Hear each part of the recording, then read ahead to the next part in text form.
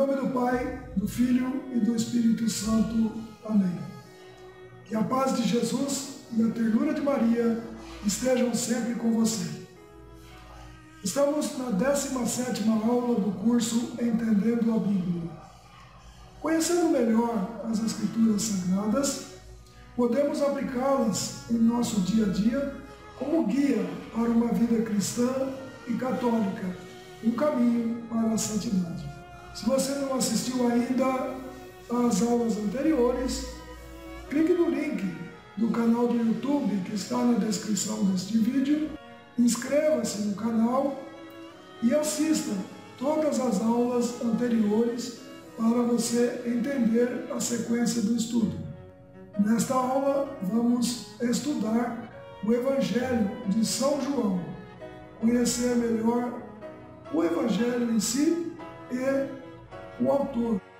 João é representado pela águia por causa do elevado estilo do seu Evangelho, que fala da divindade e do mistério altíssimo do Filho de Deus. É filho de Zebedeu e Salomé e era pescador no mar da Galileia, por onde Jesus passou e o chamou para ser apóstolo, juntamente com Tiago, seu irmão. João era chamado o discípulo amado. Começou a seguir Jesus quando tinha 19 anos e foi testemunha de toda a missão do Senhor. Fala da vida eterna como realidade já presente na terra, na pessoa de Jesus.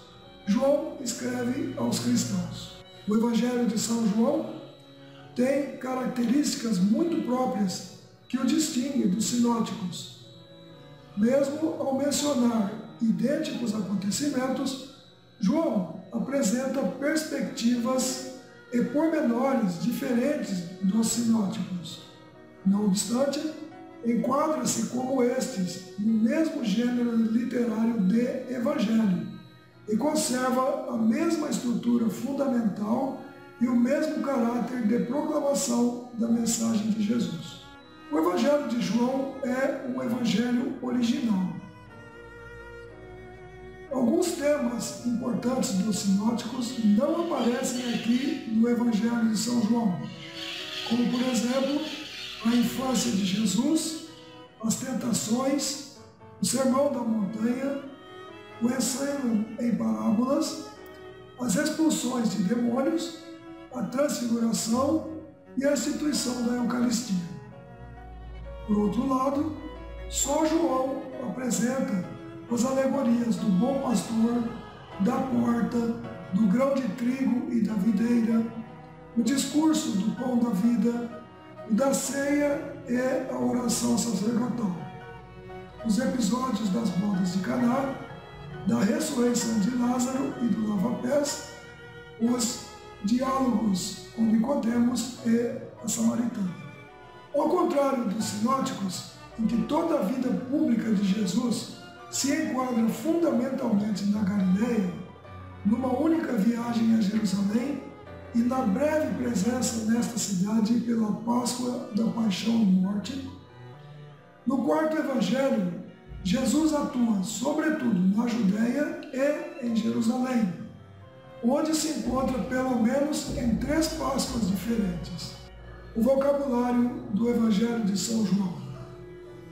O vocabulário é reduzido, mas muito expressivo, de forte poder evocativo e profundo simbolismo, com muitas palavras-chave como verdade, luz, vida, amor, glória, mundo, julgamento, hora, testemunho, água, espírito, amar, conhecer, ver, ouvir, testemunhar, manifestar, dar, fazer e julgar. Mas a grande originalidade do Evangelho de São João são os discursos. Nos evangelhos sinóticos, estes discursos são pequenas unidades literárias sistematizadas. Aqui no Evangelho de São João, são longas unidades com um único tema.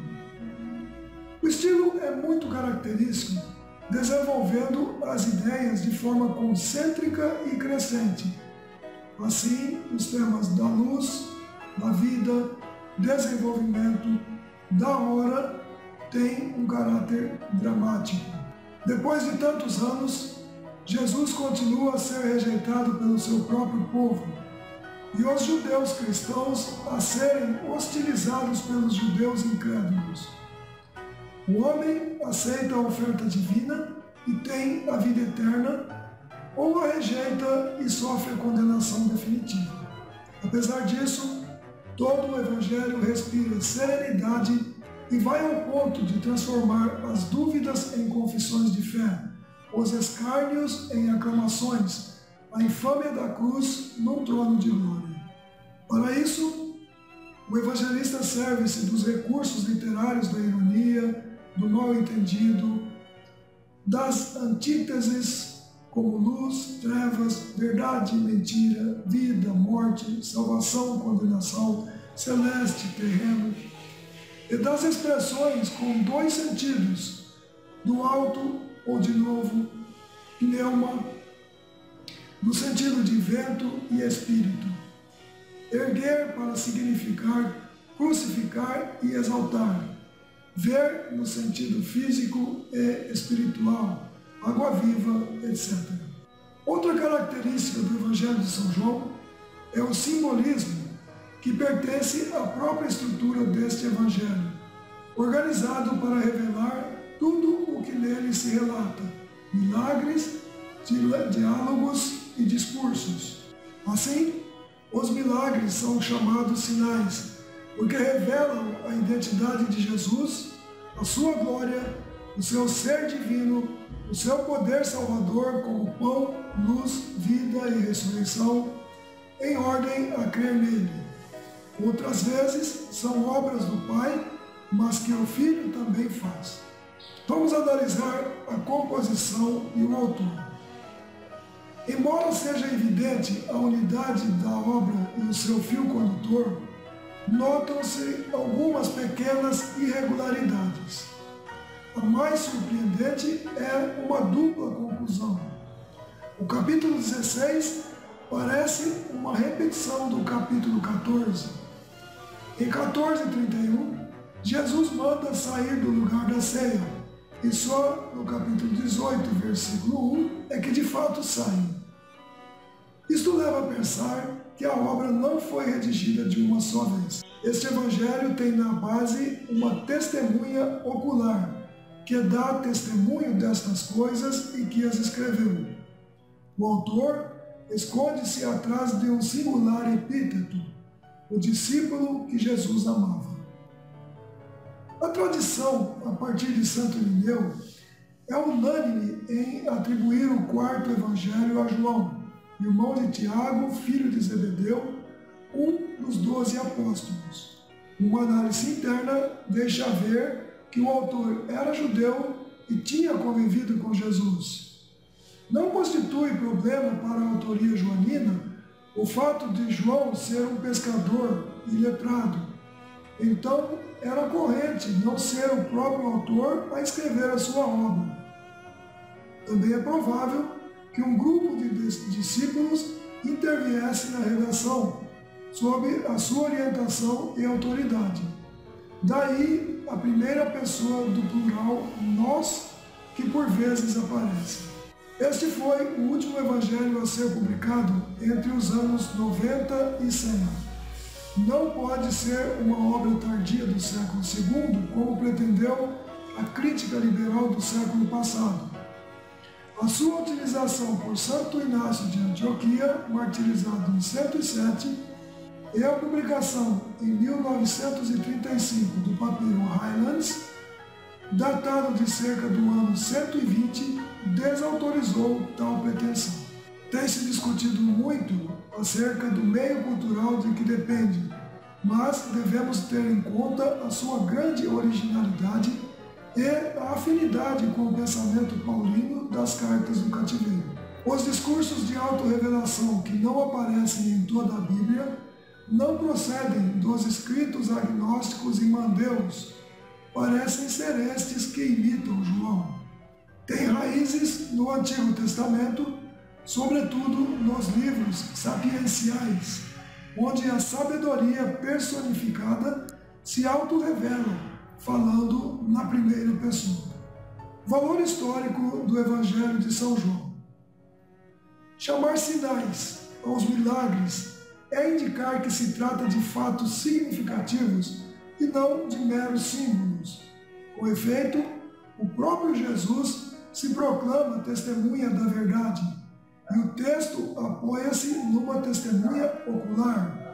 É um testemunho que não se confina a meros acontecimentos históricos, pois tem como objeto a fé na pessoa e na obra salvadora de Jesus, mas brota de acontecimentos vistos por essa testemunha. Ao incluir alguns termos aramaicos e uma sintaxe semita, mostra que é um escrito ligado à primitiva tradição oral palestinense. Por outro lado, os muitos pormenores relativos às instituições judaicas, a cronologia e a geografia provam o rigor da informação, às vezes confirmada por descobertas arqueológicas. Sem as informações de João, não se poderiam entender corretamente os dados dos evangelhos sinóticos. Se fosse apenas uma obra teológica, o autor não teria o cuidado constante de ligar o relato às condições reais da vida de Jesus, uma contraprova do seu valor histórico. Quando não possui dados certos, não inventa. Assim, no período anterior à encarnação, fala da pré-existência do Verbo, mas nada diz da sua vida no seio do Pai, como seria de se esperar. A divisão e conteúdo do Evangelho de São João. A concepção dessa obra obedece a uma linha de pensamento teológico coerente e unificadora. Face aos vários esquemas propostos, limitamos-nos a assinalar as unidades do conjunto para deixar ver um pouco da riqueza e profundidade. O prólogo é uma solene abertura que anuncia as ideias mestras. A manifestação de Jesus ao mundo como Messias, Filho de Deus, através de sinais, discursos e encontros. Distingue-se aqui 5 grandes sessões. Primeiro ciclo da manifestação de Jesus, a semana inaugural. Jesus revela a sua divindade. Ele é o Filho igual ao Pai. Jesus é o pão da vida. Jesus é a luz do mundo. Grandes declarações messiânicas por ocasião das festas das tendas e da dedicação. Jesus é a vida do mundo. Numa segunda fase, a revelação de Jesus aos seus, manifestação a todos como Messias e Filho de Deus, através do grande sinal por ocasião da sua Páscoa definitiva. A última ceia, paixão, morte e ressurreição de Jesus. E o epílogo com uma dupla conclusão, com a aparição na Galileia.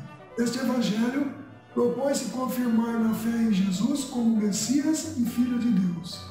Destina-se aos cristãos, na sua maioria vindas do paganismo, pois explica as palavras e costumes hebraicos, mas também, em parte, vindos do judaísmo, com dificuldades acerca da condição divina de Jesus e com apego exagerado às instituições religiosas judaicas que se apresentam como superadas.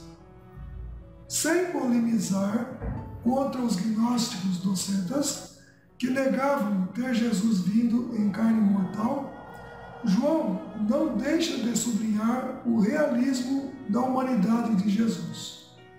Por outro lado, é um premente apelo à unidade e ao amor fraterno entre todos os fiéis.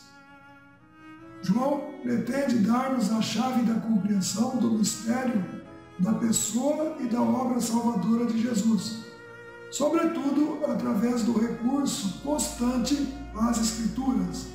Investigai as Escrituras, são elas que dão testemunhos ao meu favor, como está lá no capítulo 5, versículo 39. Embora seja o Evangelho com menos citações explícitas do Antigo Testamento, é aquele que o tem mais presente, procurando das mais diversas maneiras extrair-lhe toda a riqueza e profundidade de sentido em favor de Jesus como Messias e Filho de Deus, que cumpre tudo o que acerca dele estava anunciado por palavras e figuras. Além desses temas fundamentais da fé e do amor, João contém a revelação mais completa dos mistérios da Santíssima Trindade e da encarnação do Verbo, o Filho no seio do Pai, o Filho unigênito, que nos torna filhos adotivos de Deus, a doutrina sobre a Igreja e os sacramentos, e sobre o papel de Maria, a mulher, nova Eva, mãe da humanidade resgatada. Assim como Lucas, São João escreveu 2 livros, o Evangelho de São João e o livro do Apocalipse. Aqui, nesta aula, tivemos uma síntese do Evangelho de São João. Na próxima aula, vamos falar sobre o livro do Apocalipse. Meu irmão, minha irmã, é importante conhecer o Evangelho e os evangelistas para a gente poder entender a Bíblia e o que Deus quer de nós nas Sagradas Escrituras. Se você está assistindo esse vídeo pelo YouTube e ainda não se inscreveu no canal, inscreva-se, curta e compartilhe e ative o sininho para que você seja avisado toda vez que eu publicar um novo vídeo. Compartilhe com a sua família, com seus parentes, amigos, para que todos possam também se beneficiar desta obra. Se você está vendo esse vídeo pelo Facebook, na minha página pessoal, na página Salve Rainha ou no grupo Salve Rainha, e ainda não curtiu a página Salve Rainha e não pertence, não entrou ainda no grupo Salve Rainha, faça isso. Curta a página e participe do grupo de oração e transformação Salve Rainha. Curta e compartilhe esse vídeo e todo o material do grupo para que mais e mais pessoas possam ser evangelizadas através da nossa obra. Que Deus nos abençoe e nos guarde e nos dê a sabedoria para entender a sua vontade através da Sagrada Escritura. Em nome do Pai, do Filho e do Espírito Santo. Amém.